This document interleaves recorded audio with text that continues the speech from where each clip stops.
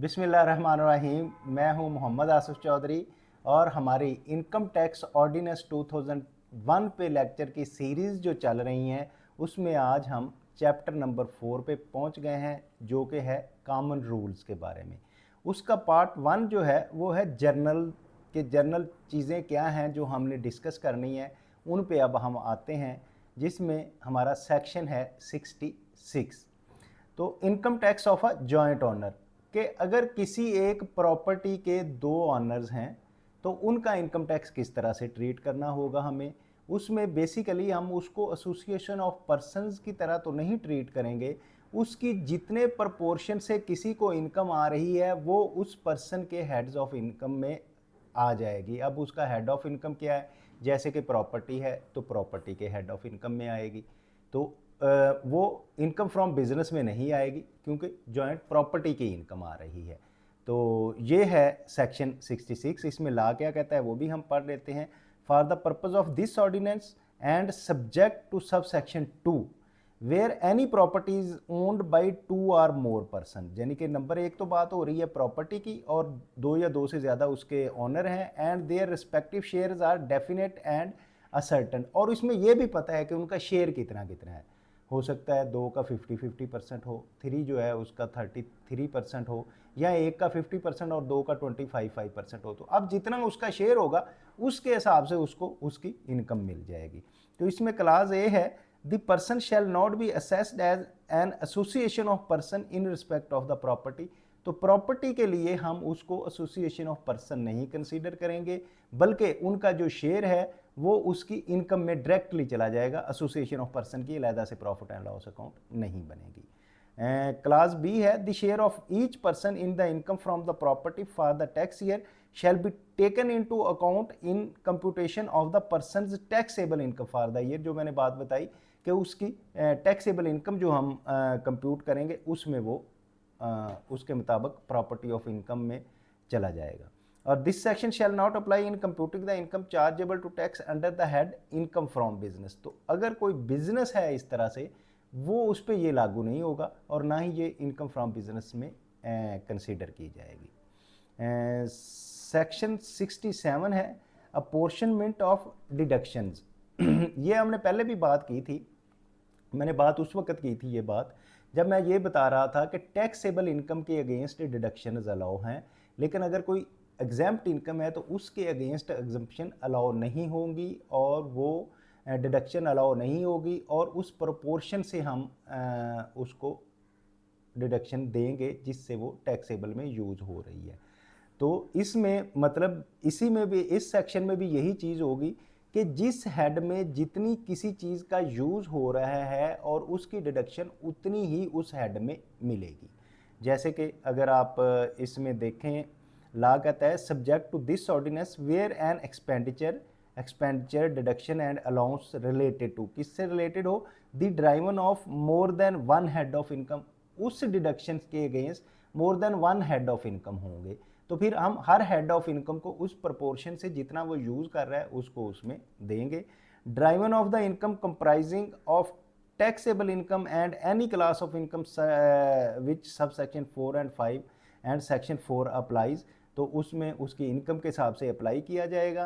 Class B है the derivation of income chargeable to tax under the head of income and some other purposes. तो उसको जो head of income जो भी जिस पर्पज़ के लिए इस्तेमाल होगा, सपोज एक ऐसी चीज़ होती है जो बिज़नेस के लिए भी यूज़ हो रही है और पर्सनल के लिए भी यूज़ हो रही है, तो अब उसकी हम जो उसकी अपोर्शनमेंट करेंगे वो इस तरह से करेंगे कि जो पर्सनल के लिए यूज़ हो रही है उसको डिडक्शन अलाउ नहीं होगी, जो बिज़नेस के लिए हो रही है उसको अलाउ होगी।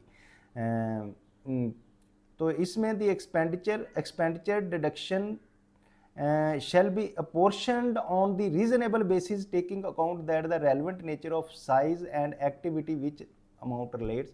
तो जितना उसका साइज होगा या जितनी उसमें एक्टिविटी हो रही होगी तो उस डिडक्शन को उस हवाले से अपोर्शनमेंट की जाएगी। तो इसमें यह भी है कि द बोर्ड में make a rule under section 237 for the purpose of apportionment deduction and expenditure allowance के अगर बोर्ड रूल बनाता है तो वो रूल्स भी उसमें इस्तेमाल होंगे। सेक्शन 68 बड़ा इंपॉर्टेंट सेक्शन है कि fair market value. Fair market value ऐसी वैल्यू होती है जिसमें ओपन मार्केट में कोई चीज़ बिक रही हो।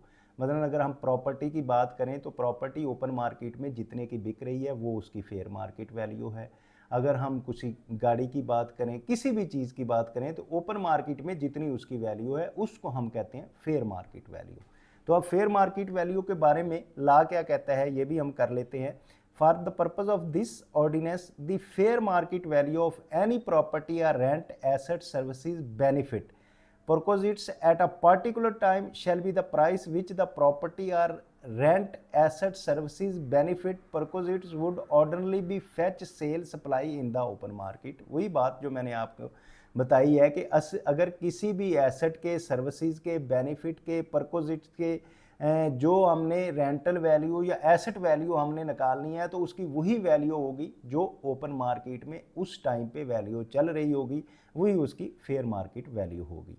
सबसेक्शन 2 है the fair market value of any property or rent, asset, services, benefit, perquisite shall be determine without regarding any restriction on the transfer the facts that is not otherwise convertible to cash.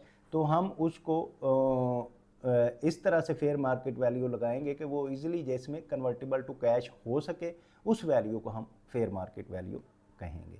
इसी तरह sub section 4 है notwithstanding anything contained in sub section 1 and 3 the board में from time to time by a notification in the official gazette determine the fair market value of immovable property of the area and areas may be specified in the notification। तो ये जो immovable property, जो property की value board determine करता है, जिसका notification आता है जिसमें बताया जाता है कि फ़लाँ जगह पे फ़लाँ एरिया में पर मरला ये इसकी वैल्यू है। जैसे कि अगर आज की डेट में हम बैरियर टाउन की बात करें तो बैरियर टाउन में तकरीबन 13 लाख रुपए मरला जो है वो फेयर मार्केट वैल्यू बोर्ड की तरफ से है। लेकिन ये कुछ जगह पे तो ये 25 लाख में मरला मिल रही है प्रॉपर्टी, और कुछ जगह में 10 लाख में भी मिल रही है।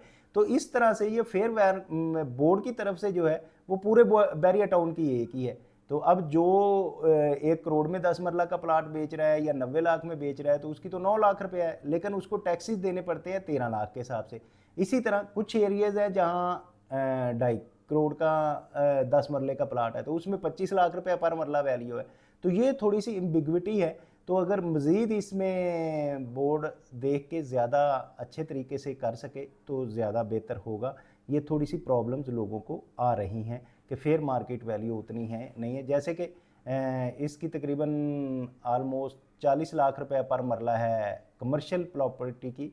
तो कई जगह तो ऐसा है जहाँ मरला जो है तकरीबन 5 करोड़ पे भी हुआ पड़ा है, 2 करोड़ पे भी हुआ है, उसकी भी फेयर वैल्यू 40 बोर्ड ने मुतय्यन की है। और कई जगह ऐसी है जहाँ 1 करोड़ में भी उसकी वैल्यू नहीं है, वो सॉरी उसकी 40 लाख की बात कर रहे हैं, 20 लाख भी नहीं है, लेकिन वो भी उसको ट्रांसफ़र पे टैक्सेस जो देने पड़ते हैं वो 40 लाख के हिसाब से देने पड़ते हैं। तो ये एक इसमें थोड़ा कंसर्न है। अगर अहकाम बाला तक बात पहुँचे तो वो उसको डिटर्मिनेशन में ये बात कंसीडर कर सकते हैं।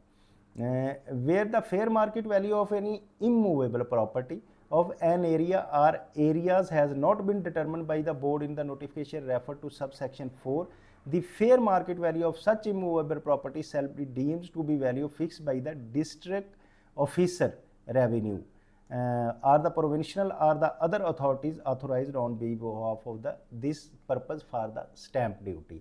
तो पहले जो होता था हर जगह पे डीसी रेट पे टैक्सेस लिए जाते थे। डीसी रेट ये है कि डिस्ट्रिक्ट ऑफिसर ने हर जगह की, पूरे डिस्ट्रिक्ट की जो वैल्यूएशन की होती है, जिस पे स्टैंप ड्यूटी ली जाती है, जिस पे उसका डीसी रेट मुकर्रर किया जाता है। तो अगर बोर्ड ने कोई ऐसी जगह है जिसमें मोस्टली तो ये है कि जो बोर्ड ने फिक्स किया है वो डीसी रेट से अपर वैल्यू है, ज़्यादा वैल्यू है, डीसी रेट उसमें कम है। लेकिन अगर ऐसी कोई जगह, ऐसा एरिया जिसमें बोर्ड ने फिक्स नहीं की उसकी वैल्यू इमूवेबल प्रॉपर्टी की, तो वो जो डीसी रेट उस जगह का होगा वो उसमें कंसिडर किया जाएगा उस वैल्यू के लिए। तो सबसेक्शन 6 है in respect of immovable property component A of the formula in subsection 2 of section 37 जिसमें हम इसकी वैल्यूएशन निकालते हैं, तो उसमें consideration received as mention in division 10 part 4 of the first schedule को, इसमें जो कंसीडरेशन रिसीव की जाती है उसको ये कहते हैं value of immovable property as mention in division 18 of the part 4 of the first schedule में बताई गई है, वैल्यूएशन दी गई है। और valuation in purpose of section 111 shall not be less than the fair market value, तो फेयर मार्केट वैल्यू से वो कम नहीं होगी जो 111 की हम डेफिनेट इन्फॉर्मेशन में कहते हैं, डिटरमिन एज सबसेक्शन 4 एंड 5। तो इसकी एक एक्सप्लेनेशन भी दी गई है। एक्सप्लेनेशन ये है, for the removal of doubt it is clarified that the fair market value as determined under subsection 4 and 5 shall be the carrying out for the purpose of this ordinance only। तो वो जो value fix की गई है वो सिर्फ इस ordinance के हवाले से फिक्स की गई है। वैसे मार्केट में अगर कोई केस किसी दूसरे लॉ के तहत चल रहा है, कोई और किसी एक्ट के तहत चलाया जा रहा है, तो वो उसका इससे कंसर्न नहीं है। ये तो सिर्फ टैक्स लेने के हवाले से बात हो रही है। इसी तरह इसका सबसेक्शन 2 है, it is further clarified that for the purpose of class 1 and of the 4 of the subsection the fair market value determine under subsection 4 or 5 is different than the auction price that applicable price under the higher of the 2। हाँ, अगर कोई auction हो रही है किसी जगह पे, तो ऑक्शन पे जो टैक्सेस पे होने हैं तो वो इन दोनों में से जो हायर प्राइस होगी, यानी कि दो वैल्यूज़ हैं, एक FBR की वैल्यू है, एक ऑक्शन की वैल्यू, तो जो दोनों में हाई होगी उस पे टैक्स लिया जाएगा। ये है सेक्शन था हमारा 68। अब सेक्शन 69 है रिसीट्स ऑफ इनकम। तो इनकम की रिसीट्स क्या है कि जो हम इनकम रिसीव करते हैं उसको लॉ क्या कहता है, किस तरह से होती है। For the purpose of this ordinance a person shall be treated as having receive an amount benefit or perquisite if it is, कब ये होगी कि उसने रिसीव की है इनकम। क्लास ए है actually received by the person, किसने receive की है कि एक तो एक्चुअली जिस पर्सन की है वो रिसीव कर रहा है, देन क्या होगा कि उसकी इनकम रिसीव कर रहा है। दूसरा ये है कि उसकी बिहाफ पे कोई दूसरा अगर रिसीव कर रहा है तो देन तब भी वो उसकी इनकम होगी। B class applied on behalf of the person, यानी कि जो असल पर्सन है उसकी बिहाफ पे कोई कर रहा है, at the instruction of the person or under any law, जहाँ तो किसी उसकी इंस्ट्रक्शन पे कर रहा है या कोई लॉ उसको अलाउ करता है, यानी कि वो पर्सन खुद फौत हो गया तो उसका बेटा उसकी जगह कर रहा है, तो इनहेरिटेंस लॉ के मुताबिक उसके बेटे के मिलेगी, तो वो पर्सन होगा जो रिसीव इनकम जिसने रिसीव की। और थर्ड वन है made available for the person, के उसकी हो गई है इनकम, उसकी किसी के पास थी सैलरी, उसकी ड्यू हो गई है उस पर्सन के लिए, लेकिन उसने अभी जाके रिसीव नहीं की, लेकिन ड्यू हो गई है तो अवेलेबल है फॉर उसके, तो उसको रिसीट्स ऑफ इनकम कहेंगे। मीन कि पर्सन खुद रिसीव कर रहा है या उसकी बिहाफ पे कोई कर रहा है, या फिर ऐसे है कि अवेलेबल है और जाके उसने रिसीव करनी है, तो इसको रिसीट्स ऑफ इनकम कहेंगे। अच्छा, सेक्शन 70 है रिकॉर्ड एक्सपेंडिचर क्या होते हैं। रिकॉर्ड एक्सपेंडिचर होते हैं where a person has been allowed a deduction for any expenditure or loss incurred in the tax year in the computation of person's income chargeable to tax under the head, and subsequently the person has received in cash in kind any amount in respect of such expenditure or loss, the amount so received shall be included in the income chargeable under the head from the tax in which it received। Record expenditure ऐसा expenditure है कि उसकी किसी बंदे ने उस expenditure के against deduction ले ली। सपोज जैसे कि हमने बैड डेट्स पे बात की थी कि बैड डेट्स की हम प्रोविज़न रखते हैं और हमें जो रिसीव नहीं होते तो हम उसको डिडक्शन बिजनेस की इनकम के अगेंस्ट डिडक्शन ले लेते हैं कि ये तो हमारे बैड डेट्स हो गए। अच्छा, अगर वो बैड डेट्स बाद में किसी वक्त में रिकवर हो जाते हैं तो वो रिकवर हो गए तो फिर उसको इनकम में चार्ज करेंगे, हमने ये बात की थी। इसी तरह कोई और एक्सपेंस ऐसे किया है लेकिन बाद में उसकी अगर रिकवरी हो जाती है तो देन वो रिकॉर्ड एक्सपेंडिचर जो है वो टैक्सेबल होंगे अंडर द इनकम। इसी तरह जिस इनकम के अगेंस्ट होंगे। सेक्शन 71 है currency conversion.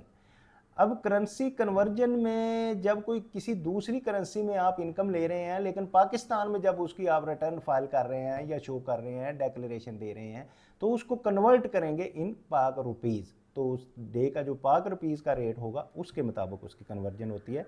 Every amount taken into account under this ordinance shall be in rupees, कि वो पाक रुपीज़ में रिटर्न आपने देखे तो वो सारी उसमें पाक रुपीज़ में बनी होती है। Where an amount in the currency other than the rupee, the amount shall be converted to rupee at State Bank of Pakistan rate applying between the foreign currency and rupee on that date. जिस date को आप show कर रहे हैं is taken into account for the purpose of this ordinance. इस ordinance के purpose fulfil करने के लिए जिस दिन आप कर रहे हैं उस दिन का जो रेट होगा उसको कन्वर्ट करेंगे आप पाक रुपी में और वो उसकी करेंसी का रेट होगा।